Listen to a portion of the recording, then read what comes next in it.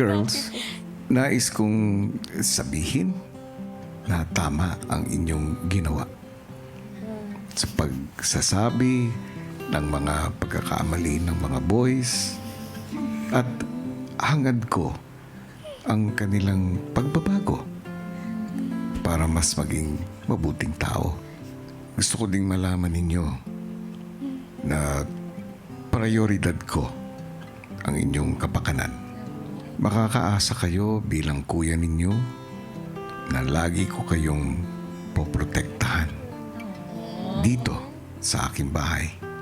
At habang nasa pangangalaga ko kayo, ang bahay ko ay isang ligtas na lugar para sa inyong lahat.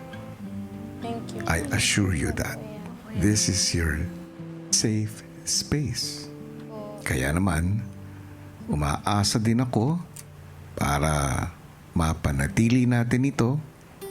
Patuloy kayong magiging bukas at tapat sa akin. Yes, Kuya.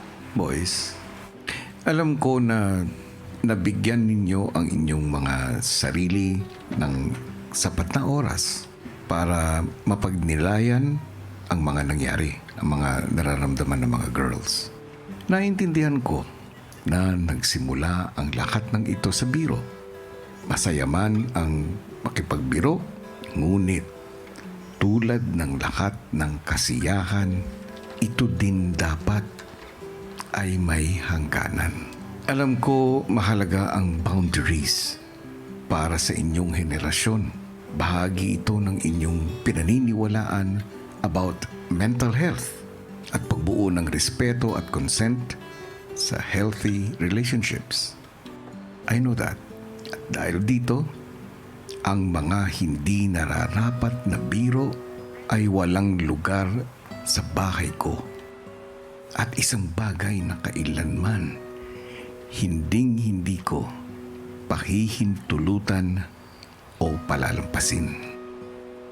Alam kong hindi nyo intensyon ang manakit o mangilang, pero mas pinapahalagan ko ang pagtanggap at epekto nito. Kung kaya, binuksan ko agad ang diskusyon para matukoy, mapag-usapan at maitama ang nangyari. Boys, alam ko naman kung gaano ang pagpapahalaga ninyo sa mga girls. May mga kapatid kasi kayong mga babae at mga nanay na mahalaga sa inyo.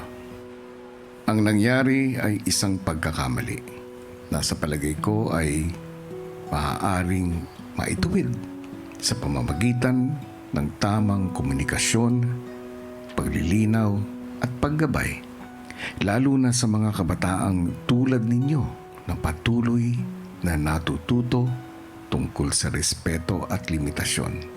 Naninindigan din ako na hindi kailanman mapagbubuti ang sitwasyon ng mabilis at marahas na panghuhusga.